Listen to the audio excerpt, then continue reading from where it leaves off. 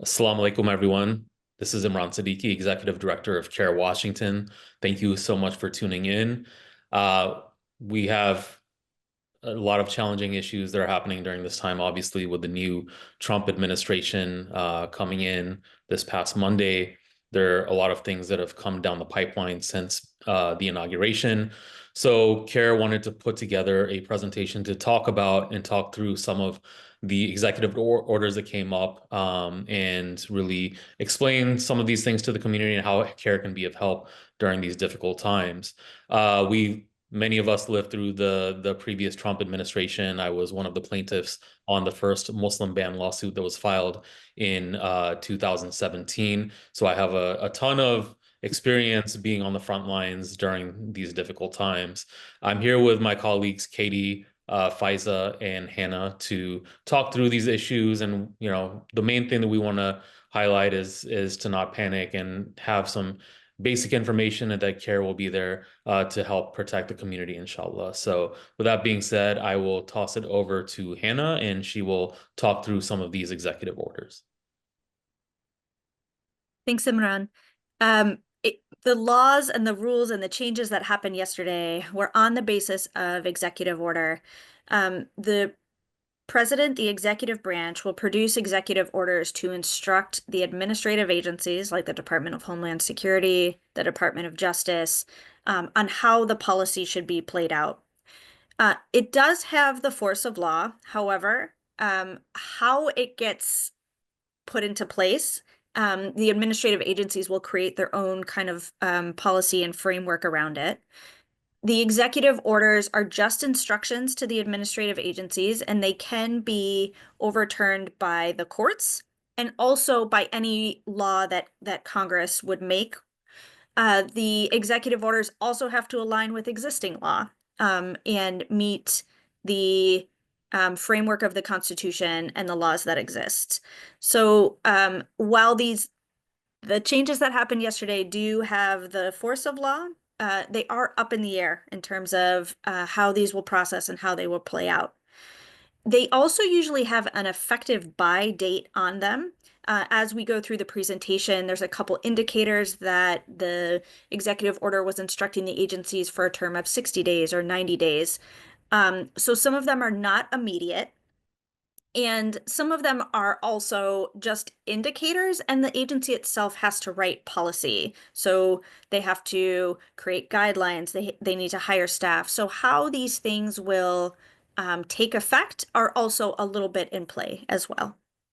And so I'm going to pass to my colleague Faiza, who's also a member of the legal department, and she'll explain what some of these changes were.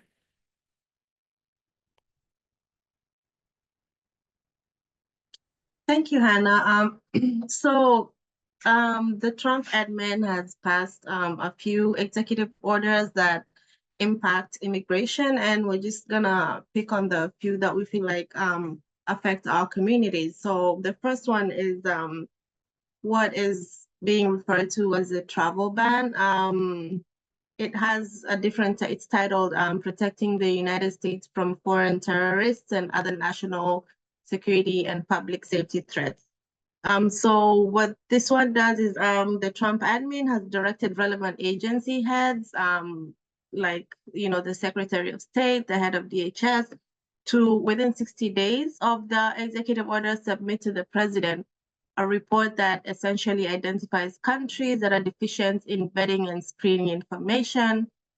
So countries that they're saying they don't have information on, that could lead to a partial or full suspension of the admission of nationals from those countries. So basically banning or planning to ban certain people from certain countries coming in, and also they're extending it also to people who are already in the country this time. So those people would also be vetted a bit more. They're expanding vetting and screening of individuals from these countries and countries they identify as a security threat to the US. And again, he gives 60 days for this to go into effect. So we're waiting to see which countries they will designate. it's likely that it's going to be Muslim majority countries that are going to be designated as these countries that people cannot enter. And this travel ban, this executive order also includes language that's designed to target foreign nationals mostly. Extreme vetting for refugees or stateless individuals. Stateless individuals would be people who come from countries that the US does not recognize, such as Palestine.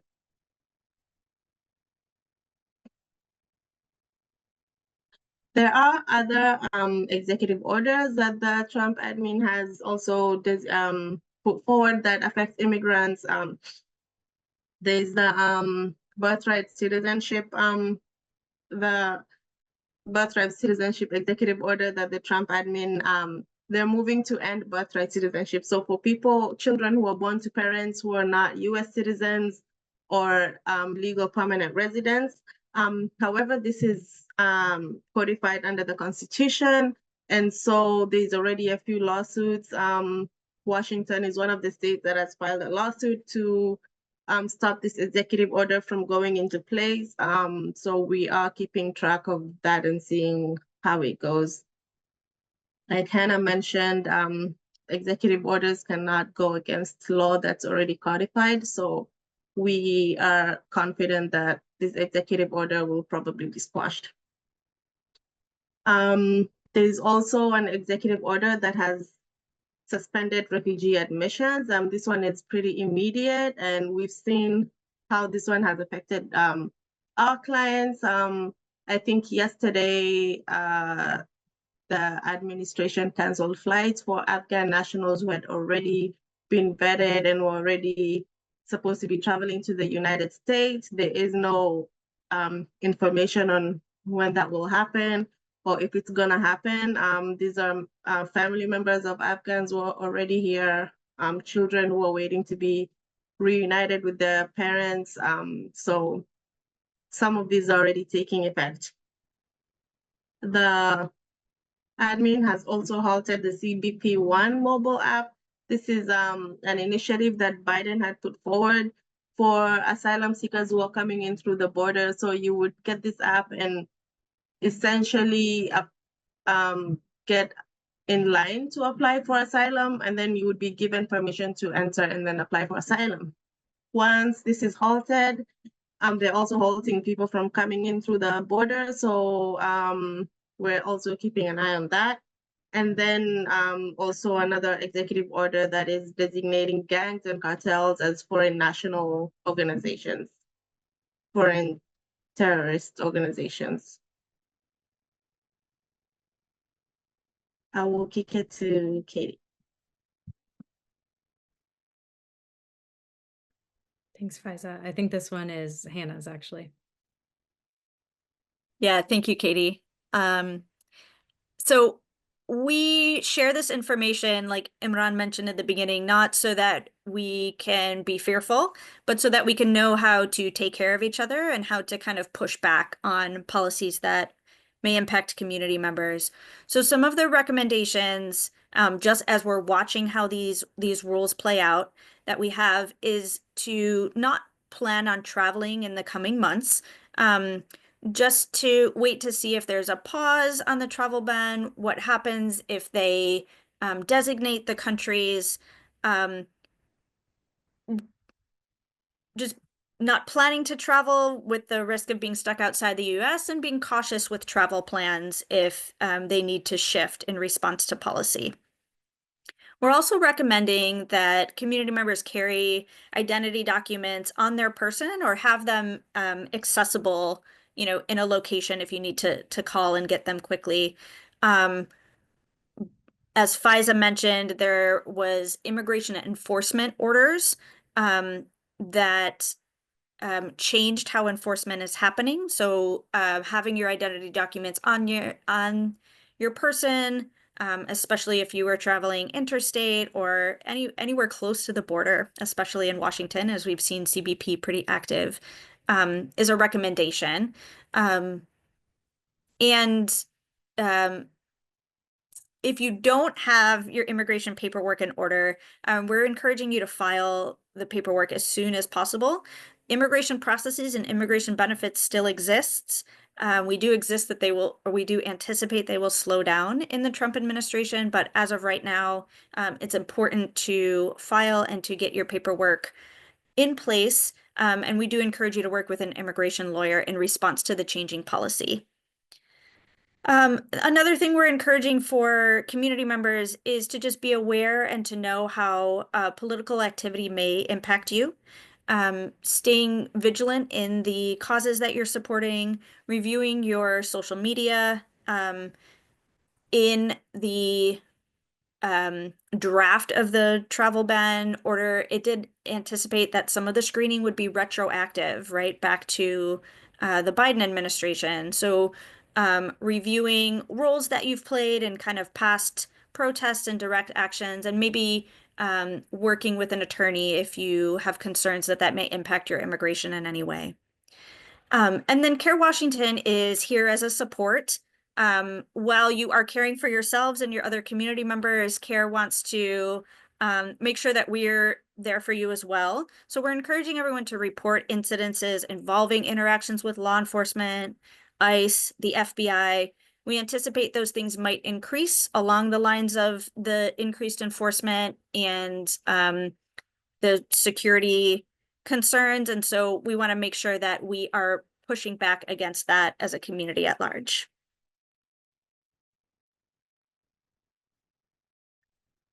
Yeah, thank you, Hannah and Faiza, for going over that information.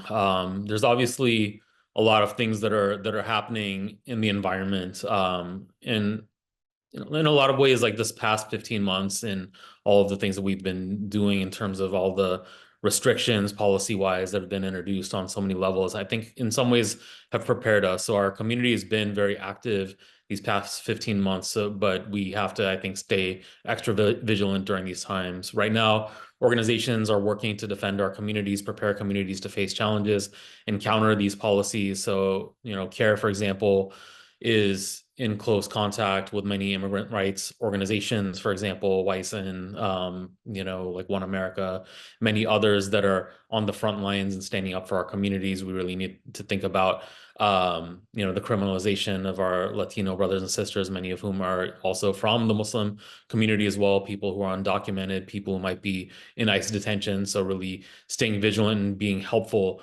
to those who are being targeted.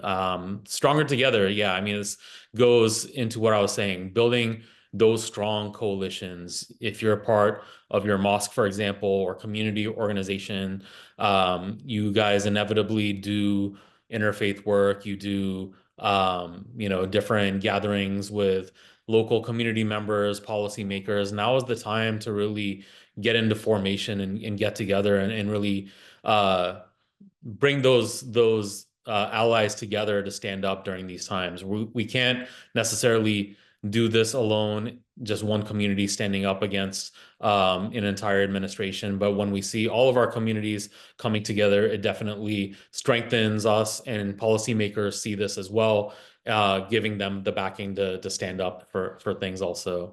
One of the things that I think is extremely important, and I've talked to my colleagues at Care National and at different chapters, is that in the first Trump administration, social media was probably at its apex, and every single tweet, every single little post that was coming out of this administration was fodder. Part of the complicity resides within, media organizations that try to create stories out of everything, but we have to stay disciplined not to take our eye off the ball in these situations. We know what the policy challenges are, but we're not going to necessarily respond to every single racist tweet or thing that may come out of the mouth of the current president. So really making sure that we maintain that discipline as a community during this time, engaging on a local and state and federal level with our policymakers. I mean, it goes without saying, CARE today, is I think stronger and more set up for this than ever.